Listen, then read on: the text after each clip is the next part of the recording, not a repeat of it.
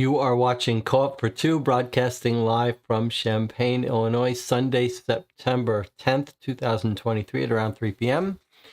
And we are playing playing in the loosest terms, the final letter from Dear Holmes' Wonderland Garden series. Let's check in with the chat here.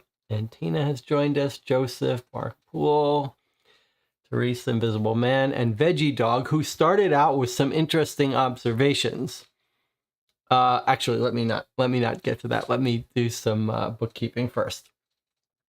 So this is the last letter, the solution letter for the Wonderland's Garden series, part of the Dear Holmes new reboot, which feels to me like this case was made before the reboot because we actually got 4 letters. So today we'll be getting the actual solution. And we had an interesting trajectory for this case because we figured out, I think, the broad strokes of it very early on. And then the last letter gave us some extra questions to answer. This shirt is not quite sitting right, is it? It is human nature to cut things closer to the line as you go on. So in the early days of this channel 3 years ago, if the stream started at 3 p.m., I would be out here sitting down at 2:45 reading stuff. Now I'm just rushing to the table seconds before it starts. All right, anyway, so today we'll read the solution to this case and discuss it. Before we do, we'll have a little recap of the case and our last remaining questions. But before we start, I want to do a little bit of bookkeeping.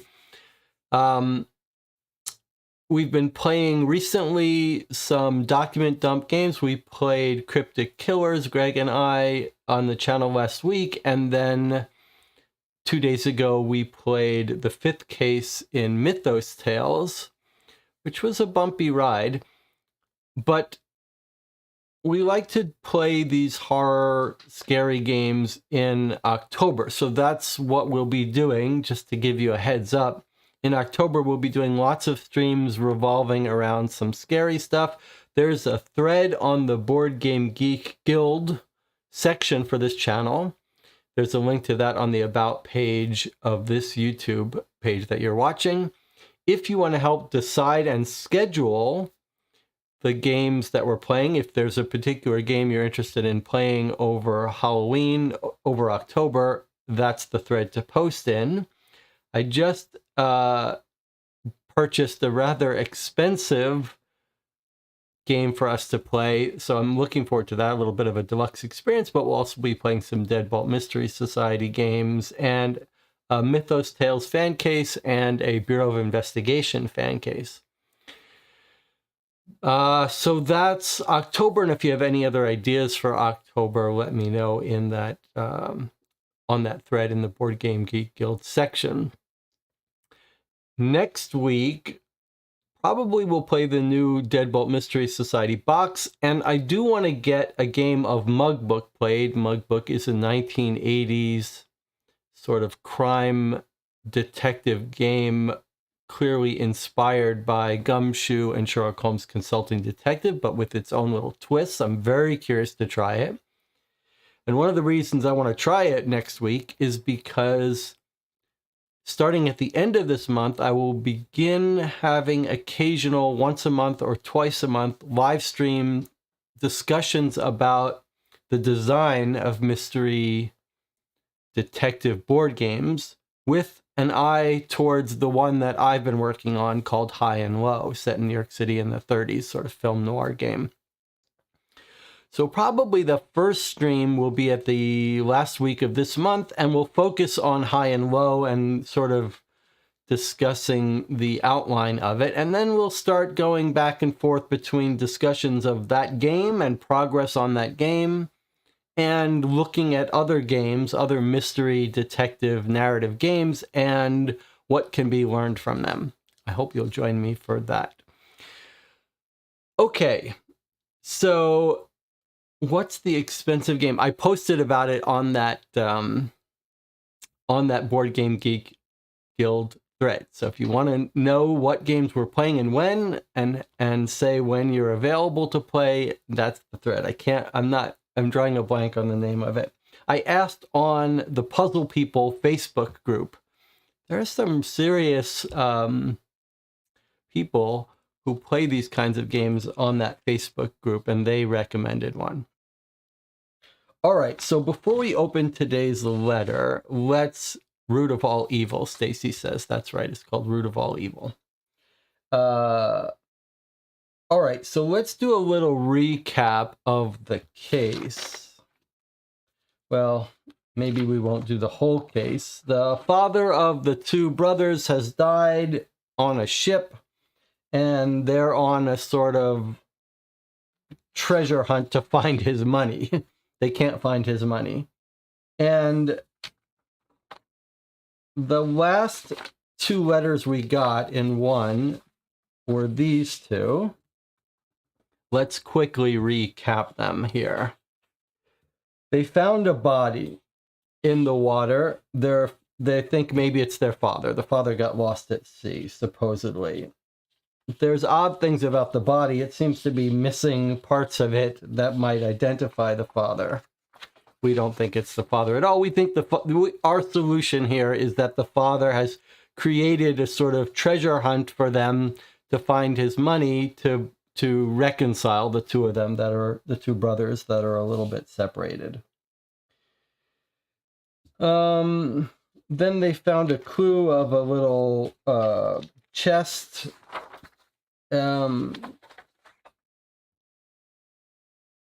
They've tracked down the club where the father used to hang out with his boat. They're afraid that one of the people that the father hangs out with might have stole his money, heard that he's withdrawing it all. They've got a letter written in neat, elegant hand saying, "Darling, how I miss you. The hours are torture without my Papa Bear. Just sitting by the fire. That precious necklace you sent. It's signed, do not forget your dear little Lydia." So Lydia seemed to be a girlfriend. We hear about how he's meeting this girl, Lydia, in England occasionally. The last letter was the most interesting one that gave us some extra questions. And actually, it was the last letter that was the most enjoyable in terms of finally getting ahead of us so that we didn't quite know all of the answers. So first of all, the ship burns down. The father's ship that's in the slip has burned down.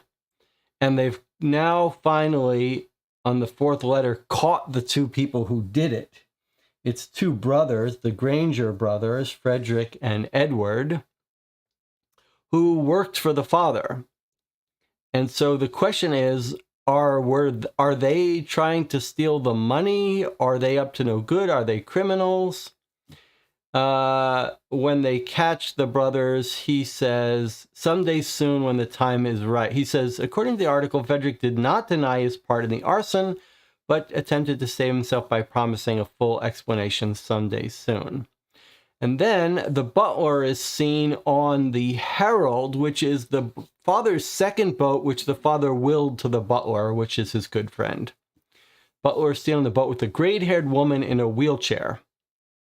So we suspect this is the father, or now we think maybe it's the mother of Lydia. And the reason we say that is because we found Lydia. Lydia is not the girlfriend of the older father. She's a little blind girl that the father is sponsoring. That recasts our previous letter when she said, "Do not forget about dear Lydia." Also, she's blind, she can barely write. So she obviously was not the author of that letter. So now we've realized Lydia is like a little girl that the father is funding, maybe another daughter of the father that he's never mentioned. And so the father is having some correspondence with the mother of Lydia, who he also sent a necklace. So that was quite interesting. So we're not 100% sure. We think this is probably the father dressed as a woman hanging out on the boat. It could also be the mother of Lydia, and the father could be hiding in the boat. Okay, then they finally used this mechanism that's in the garden with the queen's hands. You put the pendants. Remember, this was one of my original theories. I actually figured this exact thing out, that they were going to put the pendant halves in the palms. It was going to trigger something. But it didn't reveal the father's fortune. It revealed a meager scrap of cloth with the number 5. And then the game almost goes on to seems like it's explaining what the 5 is. We're not 100% sure why it's a meager cloth, why it has a 5. But they jump to the best conclusion we have as well, that the checkmate is in slip 5. Remember, the checkmate he had worked on the hull of the boat has gotten heavier. We think all the gold is in the bottom of the boat, the same boat that someone tried to burn down. They also find an invoice in their father's hand. They say it's invoice. We don't think it's an invoice. It's got some burned letters. Here's what it says. At the last chat and in comments afterwards, we've had some suggestions for what this is. We don't really have alternate theories. We just have one theory that everyone seems to have settled on. But the first line says something like, just a scare, do it now, you have my blessing, payment already dispatched. I'd love to hear alternate theories for what what it might say differently, but what we think is that this isn't an invoice. It's an instruction from the father, who's still alive, to the Granger brothers, who are still loyal to him, loyal employees, and he's told them to burn down the boat. That's what we think. To set a fire on the boat. Actually, they set the fire and then they put it out, so we don't think they were trying to fully burn it down. We have some theories about why the father might want the boat burned. One is to keep it from being sold to the solicitor who's offered to buy it from the boys. Remember, the gold's hidden underneath it. Another reason might be to keep it from being stolen because it's no longer seaworthy now. Another reason just might be to draw attention to it. That's our theory there. And then at the end, we meet little Lydia. She writes some notes on her piece of paper. She shows us she can't write well, so we were wondering who. This says who forged the letter from Lydia, but we understand that better. It's not a forged letter. It's just from Lydia's mother. You might guess that the father wanted to reunite them with the girl, their other sister, if that is indeed what it is. So I was thinking, is she the 5 somehow? Is that her cloth? We don't know. She is dressed in very common clothing, but we don't know. Okay, so that's where we were. And then at that point, we wrote a couple of questions out. Here are the questions for us, we think, to figure out. Who is the gray-haired woman in the wheelchair? That's either the father or the mother of Lydia. You should get your votes in the chat if you want to go on the record if you disagree with me about anything. I think that's probably the father, but it could be the mother of Lydia. Are the Grangers crooks or working for the father? We think they're crooks, so I guess, sorry. We think they're working for the father. The father told them to burn it down. So I'm putting check marks on the questions we think we know the answer to. All right, we think they're not crooks. They're working for the father. The father gave them instructions to burn down the boat. What does the burned partial invoice say? I've given you my best shot at that. That's the channel figured that out. It still is a little bit strange to me, this part, just a scare. Like, I'm not sure what that's a reference to. What is the cloth 5 meaning? We think it probably means slip 5, another clue that they were supposed to find the boat in slip 5, but why is it cloth? I'm not 1,000% sure about this. Where is the father? We think he's hanging out on the Herald. That's the other motorboat that the butler brings extra food to.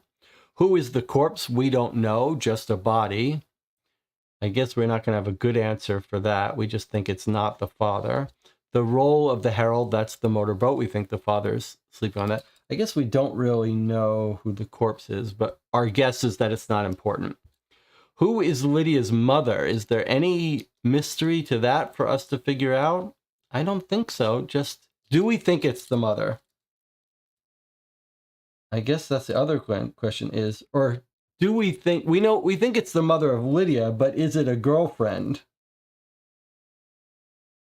Remember, he goes to see her occasionally. It's possible that she's not the old man's girlfriend. You could imagine it could be someone else, sister of the boys or something. I don't know. Why was the boat burned? That's our biggest pressing question.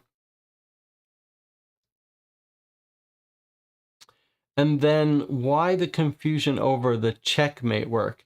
This is a weird, subtle part that I think we might just be glossing over. But if you remember, when we go to the boat dock to ask about the boats, we have the invoice that says how the hull of this ship was remade and refitted, and we think the gold's in there. But a weird thing happens when we talk to the guy. He says, I never did any work on the Herald. And we're like, what are you talking about, Herald? We wanted to ask about the checkmate. So there was this weird confusion. Like, was boat work also done to the Herald so that the father could hang out in it? And now we're going to talk about some of the chat things. We'll start at the end and then we'll go back up to Veggie Dog's comments.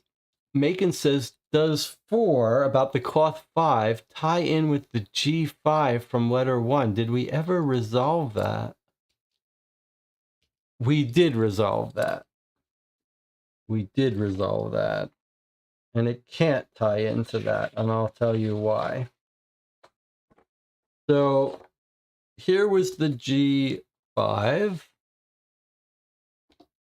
G5 was here.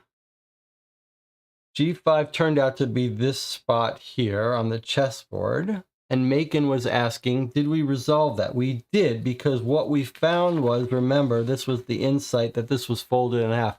What we found was when you fold this in half,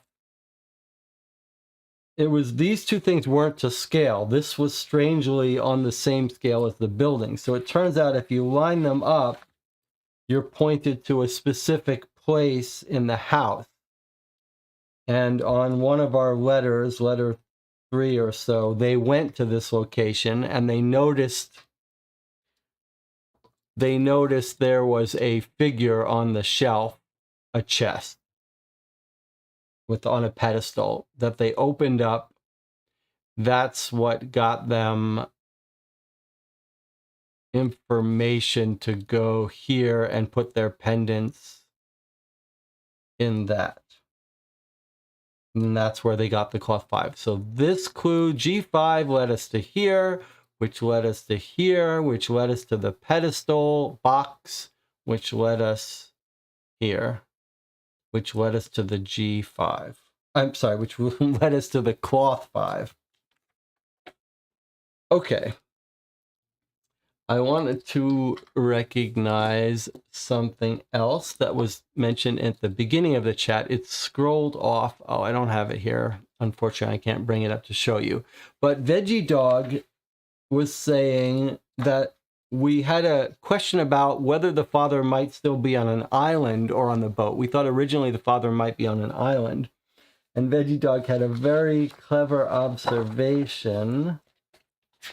He said, if you go back to the will the father wrote, this is in letter 2,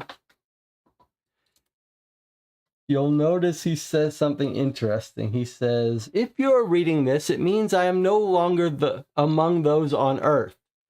But fret not, I watch from afar. When we read that, we thought, okay, he may be on some island. And Veggie Dog said, hey, isn't it interesting that Earth is lowercase instead of the planet Earth? Might he be saying, like, I'm on a boat, I'm not on ground, I'm not on firm ground, I'm not on Earth, I'm on a boat. And that might be our little clue that he's on a boat instead of on an island. I like that idea. All right, so before we open the letter and read the solution, are there any disagreements or ideas for any of these questions? And does anyone have any other questions before we open the solution and read what Holmes thinks happened? Let's see.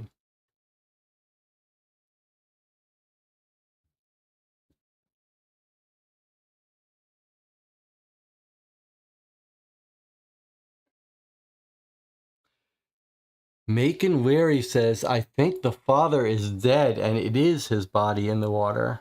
Wow, that's rough. Really?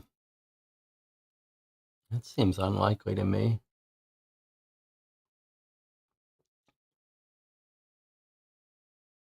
Then why is the butler hanging out on the Herald and bringing extra food?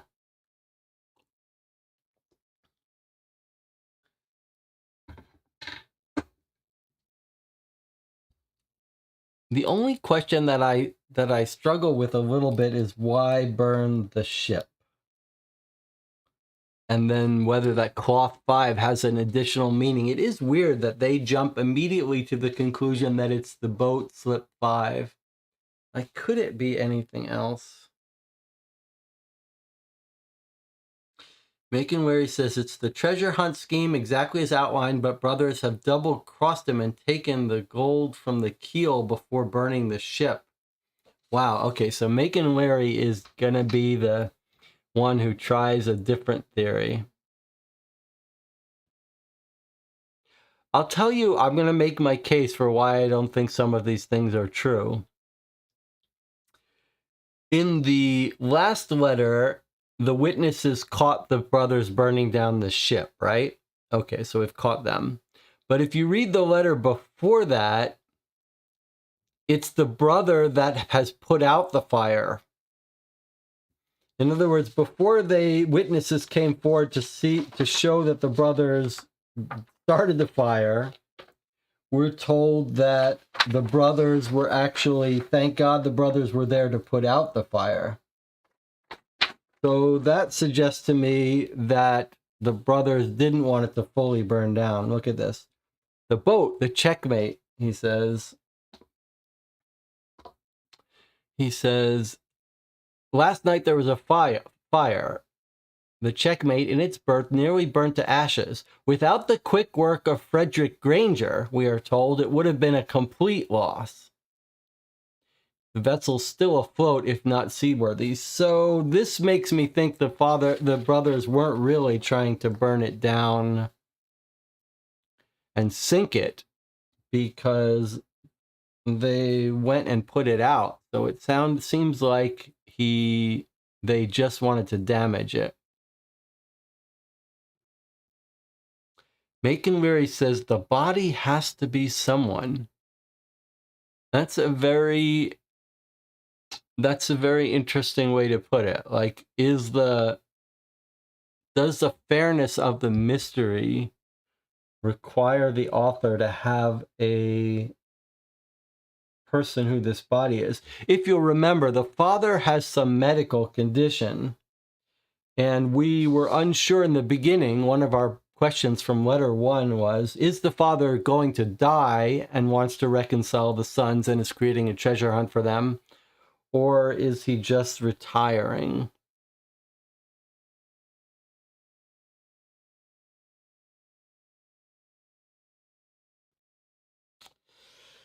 It's too suspicious that the father's all cut up. The body they found is all cut up. That has to be just a corpse that they've planted in the water, is my thinking. It's too big a coincidence that the body is missing the finger where his ring would be, etc. The one that I struggle with is this boat message that probably was instructions to the Grangers to burn the boat. Why is he saying just a scare? Maybe it doesn't say just a scare. Could it be just a scam? was what people thought it said. Just a scam. It just doesn't seem right. Like, why would the father be saying just a scam or just a scare? And do it now. You have my blessing. That's just a weird... That just seems weird to me. As a way you would phrase instructions to burn down the boat.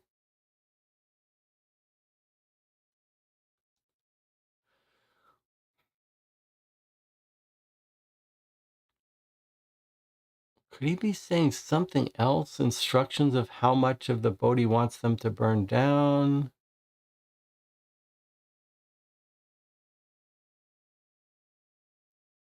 Just a scar. Could this be not about the boat, but about the body?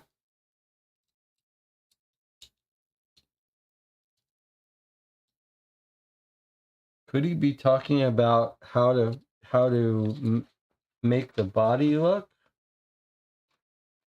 Where is our letter about the body? Did they mention a scar?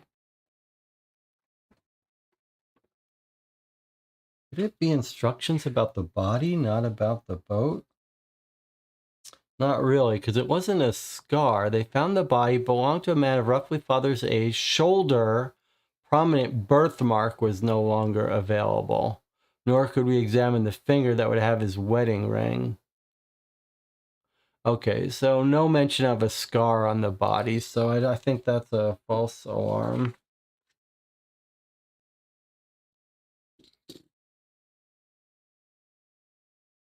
Might not even say just. It could say first. Says Rob, you're right. It could say a lot of things.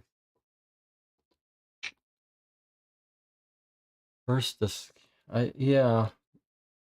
I guess I'm most curious to hear in the solution what that says. All right, are we ready to read the solution? Anything else?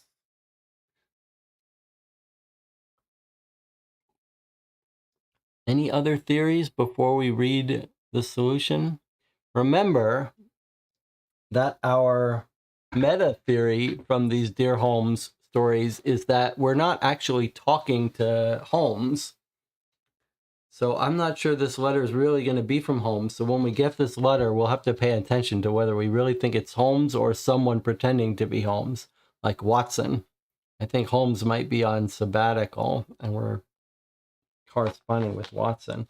All right, well, if no one has anything else to say, we will open up our letter and see how we did. Anyone else want to go on the record about whether they think the father is alive, who they think Lydia's mother is, if the cloth 5 has a separate meaning?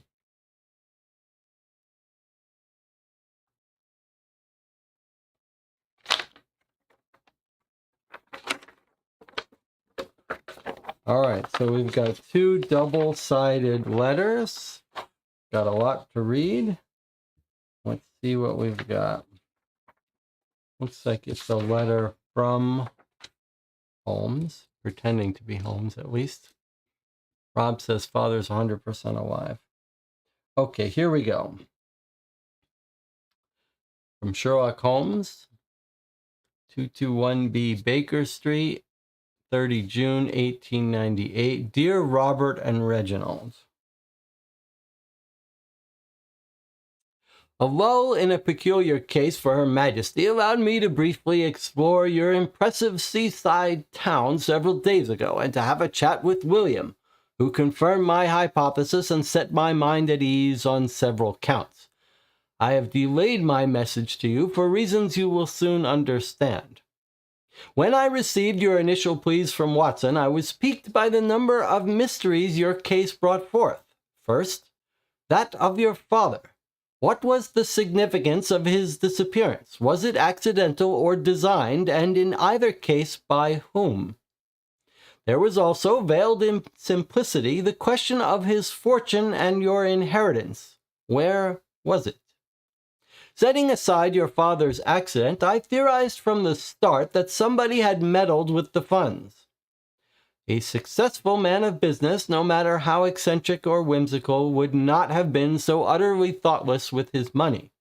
Besides, the two of your letters introduced a handful of suspects who could have accessed, no doubt tampered with, the fortune, beyond the obvious possibilities that your butler William and also, or alternatively, one or both of you were jointly and severally responsible. Reginald's letter drew my attention to 3 individuals. These were Hans Hartigan and Edwin Greeley. Your father's colleagues might not have often worked together, but the letter made clear the fact that they each worked closely with Mr. Rodricks. I wondered if they might have swindled him. Hartigan expressed a need for money, but it was less clear how he might have orchestrated any part of this scheme. Hans, conversely, seemed less pressed for funds, yet the thought of him planning an accident at sea was plausible. Still, evidence was scarce, and there were plenty of other questionable individuals. Reginald's letter stated that your family solicitor, Greeley, shared a rivalry and taste for puzzles with your father. This cast suspicion his way too, though a true motive remained obscure. Meanwhile, Robert's letter described your father's supposed dalliance with one Lydia Parkhurst, adding another potential malefactor to my list. Considering the number of persons involved already, I knew I would need to gather more information, such as was delivered with your second letters. When you both wrote to me again on 26 June, Reginald, with the will and invoice, and Robert with the extraordinary map, I began piecing together this peculiar case.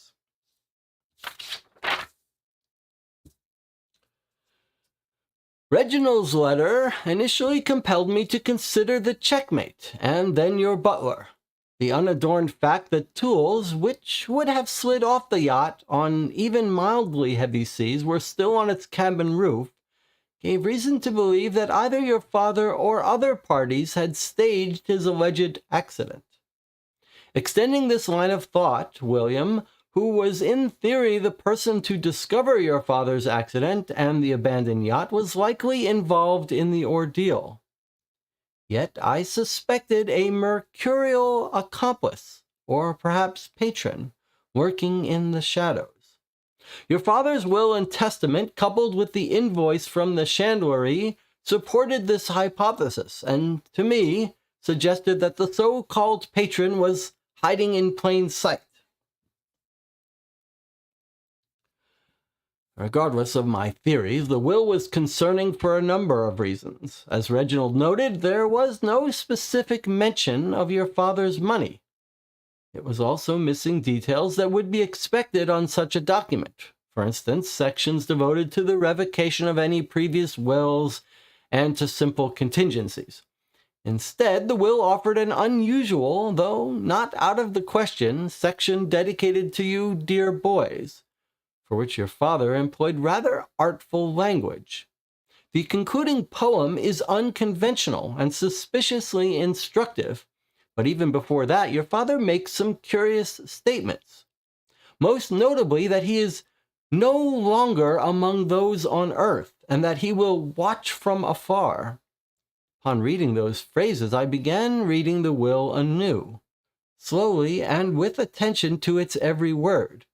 Sure enough, there was another bit of treasure hidden plainly in the will's first paragraph, where your father begins by referring to his earthly departure. Taking these irregularities into account alongside the invoice Reginald retrieved, my intuition was that Reginald Rodricks II was alive, if not well, and that he had been largely responsible for his own disappearance. I became more confident in this theory after reviewing Robert's letter of the 26th, which he dispatched after hearing of the body at Seacombe Cliff. Whilst news of the corpse might have been alarming, the unique blueprint that Robert shared with me confirmed my earlier theory, suggesting the body was not your father's and therefore irrelevant to your case. On the other hand, the drawing of your properties was integral to understanding your father's disappearance and that of his fortune. As you already know, the clever map puzzle, which you happened to find neatly folded in half, denoted the location of the gold chest your father had placed amongst his statuettes. Within that chest, you eventually found a paper upon which was written the number 5, which led you correctly to the checkmate. Reginald, you reported finding nothing but a charred note on your visit to the yacht. You reported finding nothing but a charred note. All right, okay. Since then, you might have come to these conclusions for yourselves, but if not, I will allay your fears before things turn further sour. 1. Your father is quite alive and almost certainly to be found on the Herald of the Morning, where William delivers him robust lunches and daily supplies. And 2. The keel of the partially destroyed checkmate was redesigned so as to incorporate what is essentially your father's fortune. After all, if one wished to hide a large amount of gold, and one had a metal casting facility at his disposal, and a whimsical sense of humor, what better idea than to cast a brilliant new component for their yacht? The weight of your father's fortune in gold, which is far heavier than lead, the typical material used for similar fixtures, would not be impossible to work with, though it would call for an adjusted design capable of carrying the new weight, as well as an obfuscation of its surface appearance. The invoice and letter from the Slips Chandlery in London serve as clear evidence of these adjustments, but even so, that is but one part of this ordeal. Having located the missing fortune and realized that your father's accident was no such thing, still leaves the simple query, why? That is, why would Mr. Rodericks II go through such great lengths if he is ultimately planned to reappear and continue his life? What was his objective, and beyond that, who was privy to his ploy? So far, everything is as we deduced.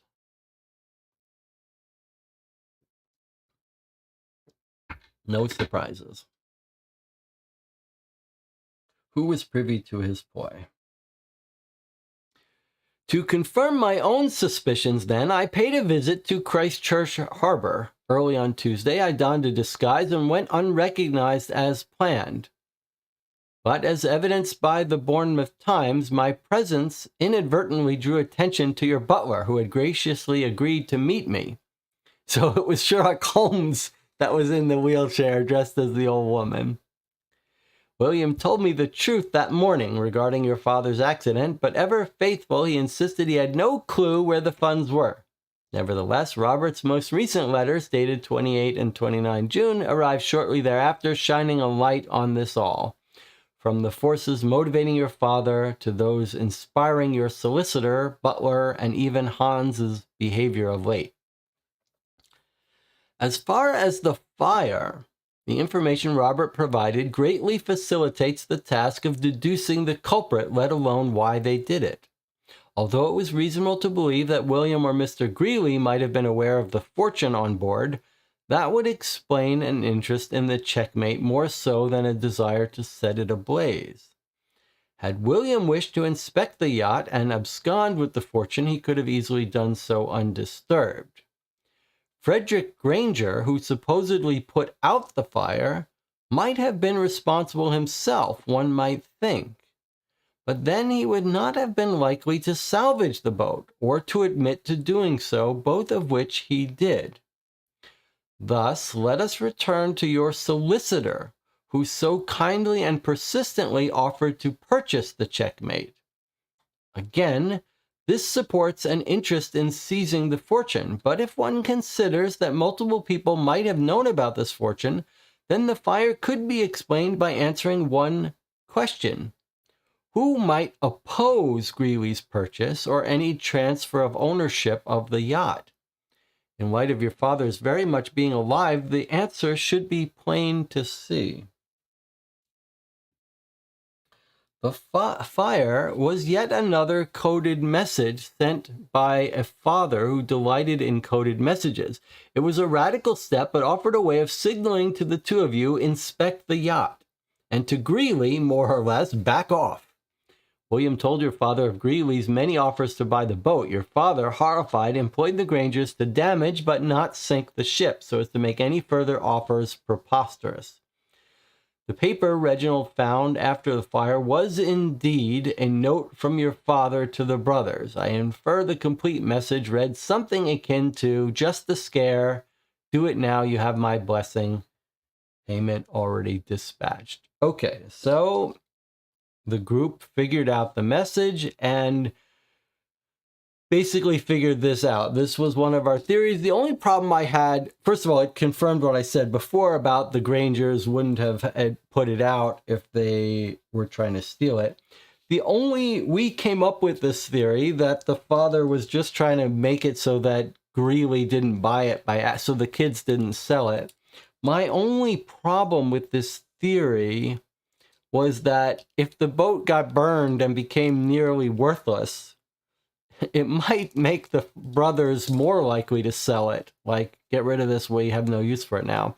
But then we thought, well, surely it'll have to be examined first before sale, so maybe it would keep them from selling it by accident. Okay, last page here. I will note that Greeley's effort to wrest the yacht from you was not illegal, but ethically dubious, and the result of a rivalry gone out of hand. You will better understand once you have learned why your father has puppeteered this saga.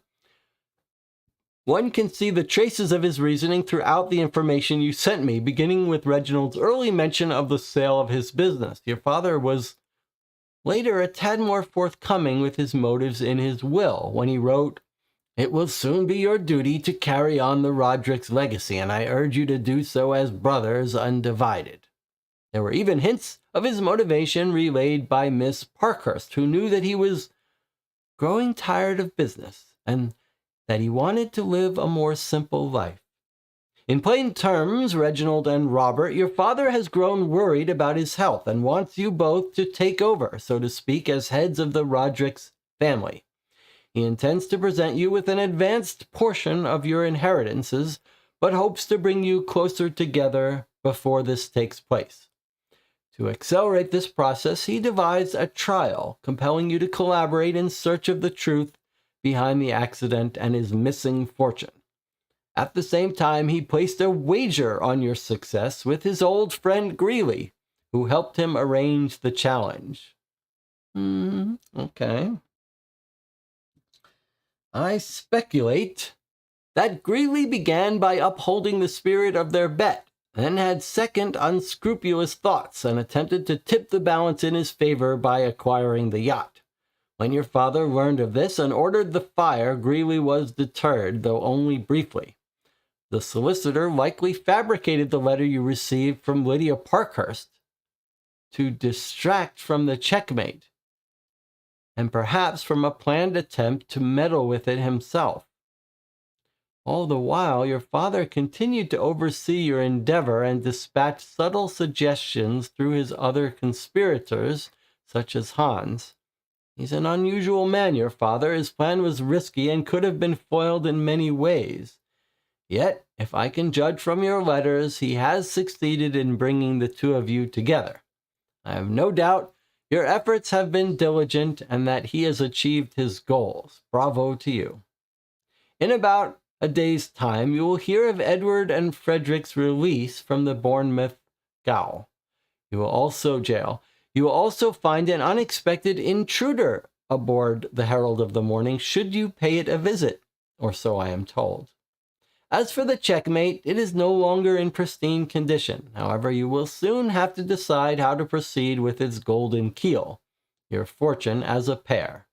I, for one, am fond of the sea, But there are undoubtedly better uses for the gold, and a traditional oaken keel will sail you just as far without the added danger of a shining treasure aboard.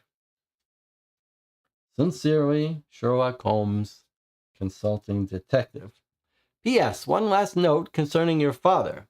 Despite his kind intentions, his Herculean efforts to unite you have caused something of a stir in your neighborhood and its surroundings. I suspect he has been in contact with the constabulary and will therefore avoid imprisonment, but do not be surprised if he is fined for endangerment or for acting as a public nuisance.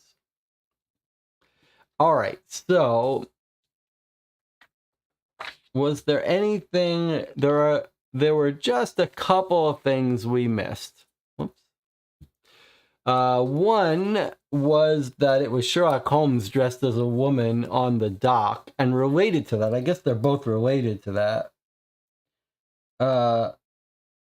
Related to that, he's got this whole thing where Greeley was actually in on it, that he made a bet with Greeley. He placed a wager on your success with Greeley. And then Greeley tried to buy the yacht knowing it had the gold in it. That doesn't seem quite right to me. And I don't feel like we got any suggestion of that. So that just came out of nowhere. Not important for the case. And then that Greeley forged the letter from Lydia Parkhurst. That was very weird. So there was no mother. We thought there was a real mother. I don't understand the forging of the letter. Although maybe Holmes is wrong. Maybe this isn't the real Holmes and there really is a mother and Holmes just guessed. He is speculating. So if this isn't the real Sherlock Holmes writing to us, maybe he's wrong about all this. I like to think of it as Greeley didn't know the gold was there. His old friend Greeley wouldn't steal the treasure out from the brothers. I think he just wanted the boat. And I think this fake Sherlock Holmes, who writes very well, maybe that should be another indication that it's Watson. But he says that the letter from Lydia Parkhurst was forged. I just don't buy it. But okay, let's check in with the chat. I liked the letter, was very satisfying, a nice long letter explaining it. Okay, Joseph says, I can finally speak. Although the answer to the case were straightforward, the red herring and loose threads throughout made for a fun time coming up with some wild theories.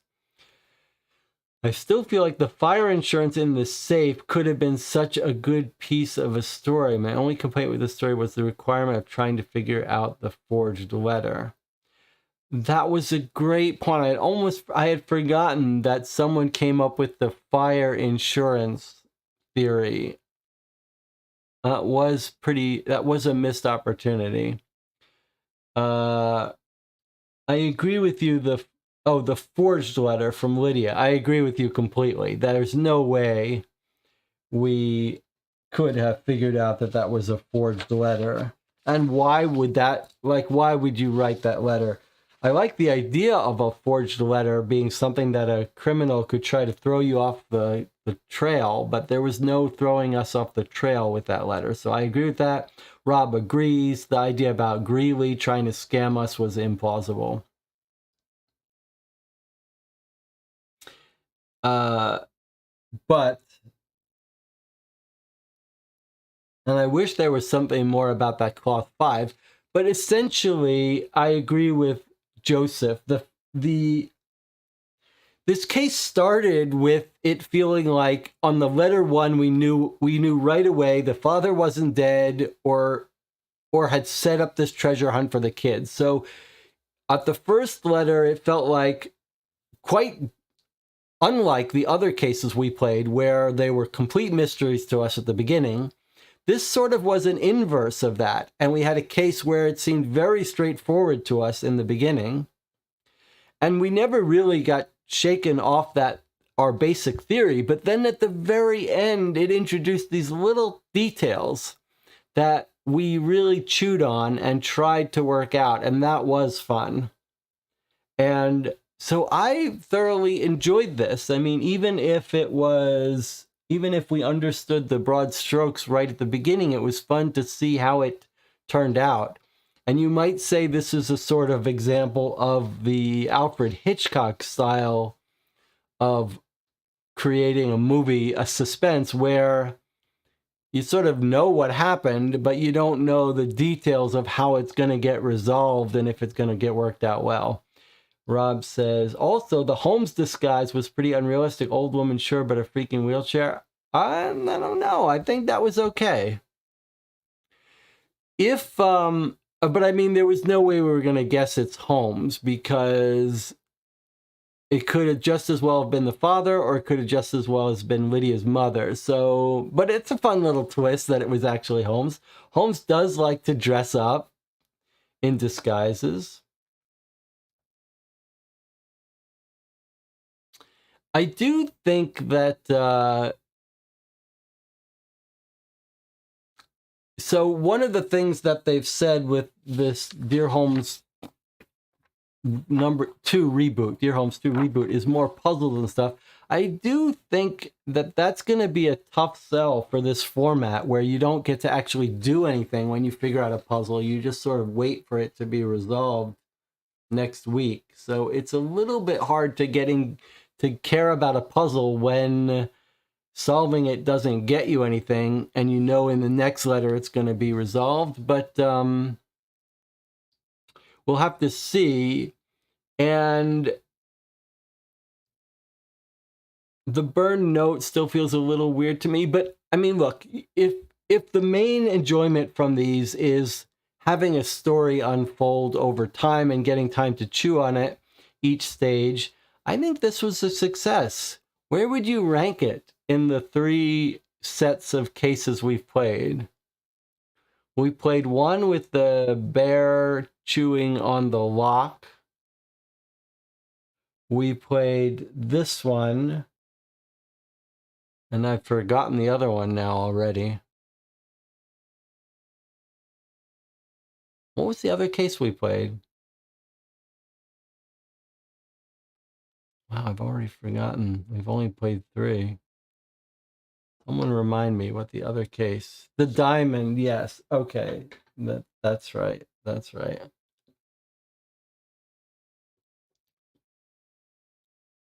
The diamond in the oyster. All right, where would everyone rank these cases?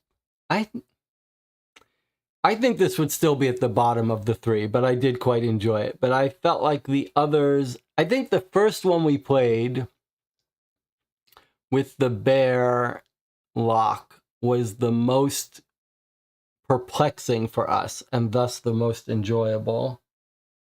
And then the oyster one had lots of little mysteries, so but maybe that would be number 2 for me. Or maybe that's number 1. I can't remember which one I like this. All right, so this would be my lowest ranked of the 3, but I still enjoyed it. And I really do love this format where it forces you to spread the game over weeks. This is a topic we'll come back to when we talk about game design. I find these play-by-mail games very compelling. I wish there were more of them. It does make me wonder if I shouldn't set my detective case in some sort of play-by-mail. I wonder if you could make a system. I mean, we've played a murders by mail game set in Sherlock Holmes' world, and with a map that was identical basically to Sherlock Holmes' Consulting Detective, that also used a directory. You could actually make a system, a framework that supported both traditional Sherlock Holmes Consulting Detective cases and play-by-mail cases. Very interesting. I think we'll have to return to this idea later. Rob says, the first one was the best story, but a terrible solution. This one was too puzzly. Joseph Mayu says, I do enjoy the fact that Dear Holmes said cases will skew all difficulties. It's nice to get a variety. Joseph, have you played, you obviously have a subscription to this. You've obviously finished this before we played it. Have you played more than the 3 that we have? John Kingsbury said, this was a good one. Easy case, but lots of character and juicy story points. One slightly disappointed that Lydia didn't turn out to be the stepsister. The ending to that would have been poignant. Well, we don't really know what the story is with Lydia. Emily says, this one was probably the easiest, most transparent, but it was fun puzzling through the pictures and puzzles. Okay.